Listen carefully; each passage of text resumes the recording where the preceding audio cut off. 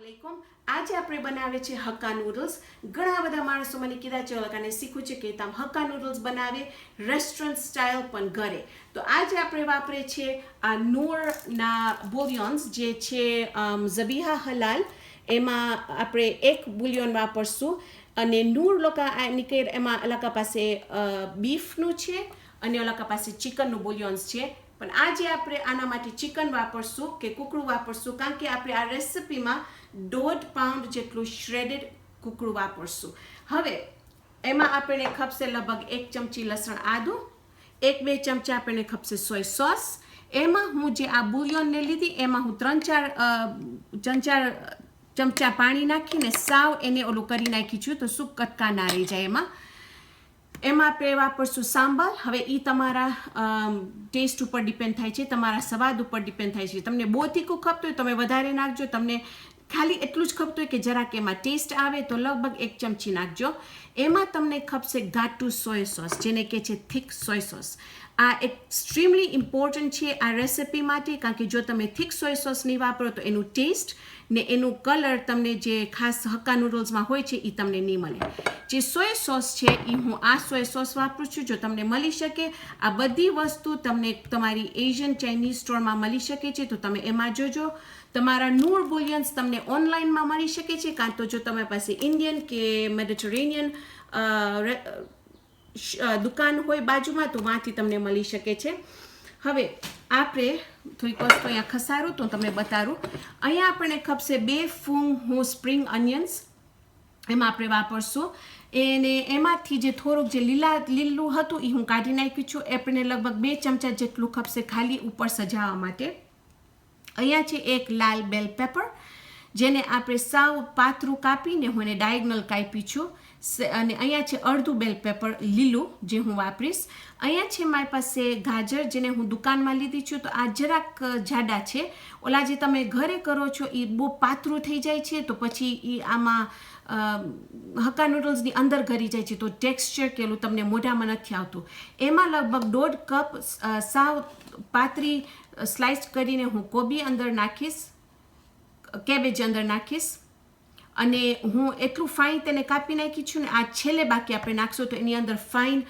Crispiness આવશે હવે એક વસ્તુ મને તમને ખાસ અત્યારે કહું છું કે નૂડલ્સ અહીંયા હું 2-3 જાતના નૂડલ્સ લઈ આવી છું તમને દેખાશે કે બીજા આ જે છે એ પાતળા છે પણ ઓલા રાંધેલા નથી તો આ તમને રાંધું ખપશે આ નૂડલ્સ છે જરાક જાડા છે પણ એ પણ તમને રાંધું ખપશે આ બે નૂડલ્સ જે છે એ રાંધેલા છે તમને રેફ્રિજરેટર સેક્શનમાં મળશે તમને પાતળા મળશે કાં તો તમને જાડા મળશે હું ગઈકાલે પરમદારે બનાવી સેમ રેસિપી ટ્રાય કરવા માટે અને હું ફેરુચીની નૂડલ્સ વાપરી ને એ પણ બરાબર ફાઇન રીતે એમાં વર્ક થયું બહુ જ ફાઇન થયું તો જેવી રીતે હવે હું પર્સનલી આ રેસિપીમાં આજે આપણે વાપરશું આ ઝીણા નૂડલ્સ કારણ કે ગઈકાલે હું જાડા વાપરી લીધી તો આજે મને થયું હું જરા જુદું કરું બચાવવા માટે તો હવે આપણા પાસે બધી વસ્તુ છે ચાલો આપણે શરૂ કરીએ ને અત્યારે આ જે નૂડલ્સ છે એનું સારું શું છે કે તમે ગરમ ઉકળતા પાણીમાં 1 મિનિટ માટે ખાલી એને સોક કરવાનું છે અને તમારા નૂડલ્સ તૈયાર એટલે આ ડિશ એક બહુ જ ફાસ્ટ રેડી થઈ શકે છે કારણ કે તમને નૂડલ્સ તમને બોઇલ ના કરવું ખપે જો તમે આ પ્રીમેડ નૂડલ્સ જો ચાઇનીઝ તમારી એશિયન સ્ટોરમાંથી આપણું બરાબર ફાઇન તે વોક ગરમ થઈ ગયું છે એની અંદર હું 1-2 ચમચા ફાઇન ઓલિવ ઓઇલ નાખી હવે એની અંદર આપણે 1 ચમચી આપણું લસણ આદું નાખશું અને આ તમને બહુ જ ફાઇન સ્વાદ આવશે આમાં હવે આપણે એની અંદર બધા આપણા બકાલા નાખશું એક વખત આ જરાક આપણું લસણ આદું રંધાઈ જાય પછી સ્પ્રિંગ અનિયન્સ કેરેટ્સ બધા બકાલા નાખી અને હાઈ ઉપર ટાંડો રાખજો તમારું તો ફાઇન રીતે આ સાવ પોચા ના પડી જાય હવે આપણે એની અંદર આપણું કૂકરું એ પણ નાખી દઈશું તો શું બધા જે ફ્લેવર્સ છે બધું સ્વાદ ફાઇન રીતે આવી જાય એમાં એટલે ચિકન ગળી ગયું અને હું ખાલી થોડુંક જ સોતે કરવા દઈશ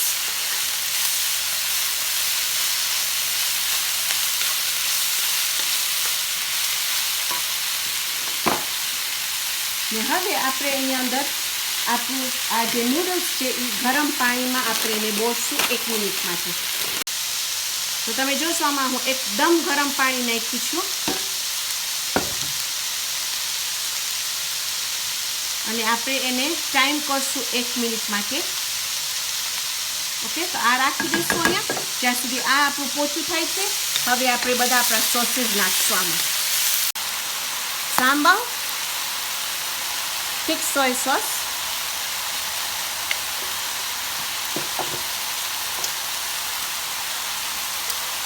regular soy sauce, mix.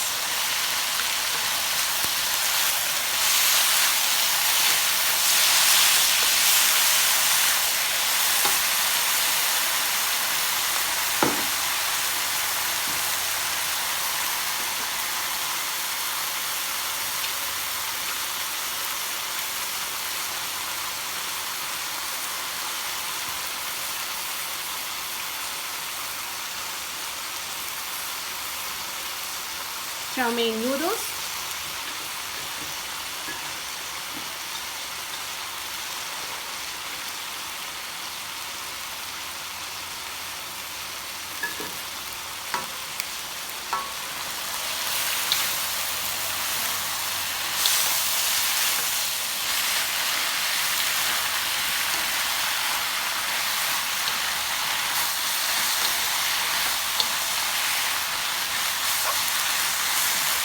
લાગે કે તમારા નૂડલ્સ બહુ મોટા છે તો એક સીઝર્સ કાતર લઈને તમે જરાક એને કાપી નાખો. જો કાપી નાખશો તો ફાઇન રીતે એ થશે. પછી આપણે થોડુંક એમાં તેલ નાખશું. હવે એની અંદર હું આપણું કેબેજ નાખીશ અને હું ભૂલી ગઈ સાવ તમને કહેતા કે એની અંદર હું જ્યારે આપણે ચટણી નાખી ત્યારે હું એની અંદર આપણું જે બુલિયન ઓલું હતું ઝબીહા આપણું જે સ્ટોક હતો એ પણ હું એની અંદર નાખી દીધી. અને આ કેબેજ નાખવાથી એકદમ ફાઇન ને ક્રિસ્પી થાય છે. તો તમે વિચાર કરો કે કેટલું ફાસ્ટ આપણી ડિશ તૈયાર છે. હવે હું ચૂલો આપણું ઓફ કરી નાખીશ અને આપણે એને સર્વ કરશું. અહીંયા આપણું બરાબર તૈયાર છે. બચ્ચાઓને હજી ઓલાકા વિડીયો કરતા હતા અને ખાવા માંડ્યા હતા. બહુ જ મજા આવી ઓલાકાને. એમાં હું થોડીક એમાં કાચી કોબી હજી એની અંદર નાખીને મિક્સ કરીશ. એ જે ફ્રેશ ટેસ્ટ આવે છે કોબીનું એકદમ સરસ થાય છે. અને જો તમે દુકાનમાં હો તો ભૂલજો નહીં તમારું નોર ઝબીહા હલાલ બુલિયન્સ પિકઅપ કરવા માટે. કારણ કે હું બીજી રેસિપીસ પણ કરીશ પણ હું તમને કહીશ ઇન્શાલ્લાહ કે હું બીફ ગોસ્ટનું પણ જે બીફનું છે બુલિયન એ પણ વાપરીશ. અને ખાવા માટે જ્યારે હું ખાઉં તો એની અંદર હું સ્વીટ ચીલી સોસ પણ વાપરું છું. તો જો તમને સ્વીટ ચીલી સોસ વાપરવું હોય તો તમે એ એના ઉપર નાખજો. મને સ્વાદ વધારે ગમે છે પણ મારા હસબન્ડને ગમે છે કે જ્યાં તીખું હોય વધારે ને મીઠું નથી ગમતું. તો ખાલી એક આઈડિયા છે તમારા માટે. હવે આપણે એની અંદર આ મિક્સ કરી નાખશું. પછી આપણે થોડાક આપણા જે આ ડુંગળીનું ઉપરનું છે એના ઉપર સજાવશું.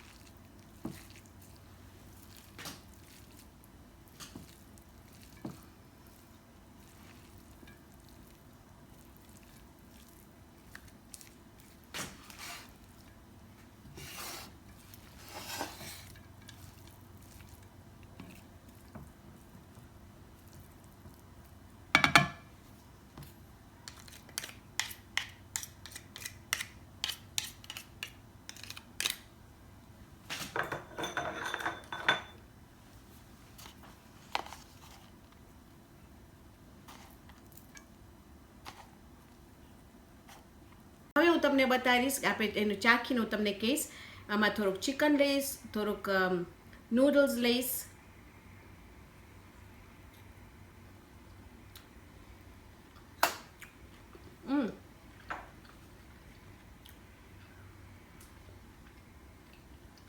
એનું સ્વાદ એકદમ ફાઇન છે ને એનું ઘરે બનાવવાનું એ આપણને એડવાન્ટેજ છે કે આપણે આપણું ટેસ્ટમાં જે તમને ગમે જે તમને ના ગમે તમે એમાં એડ કરી શકો છો, તમે એમાં કાઢી શકો છો. અને જે આપણે ચિકનનું જે આપણે સ્ટોક વાપર્યા એના લીધે પણ એનું એકદમ ફાઇન એકદમ જબરદસ્ત એનું ટેસ્ટ આવ્યું છે, સ્વાદ આવ્યું છે. તો આજે આપણે બનાવ્યા છે આપણા હક્કા નૂડલ્સ. તમે જો બહાર જાઓ તો નહીં ભૂલજો નૂરનું બીફ સ્ટોક ને ચિકન સ્ટોક લેવા માટે. ઇન્શાલ્લાહ આવતી વખતે આપણે બીજી જબરદસ્ત રેસિપી બનાવશું. તો ત્યાર સુધી ખુદા હાફિઝ.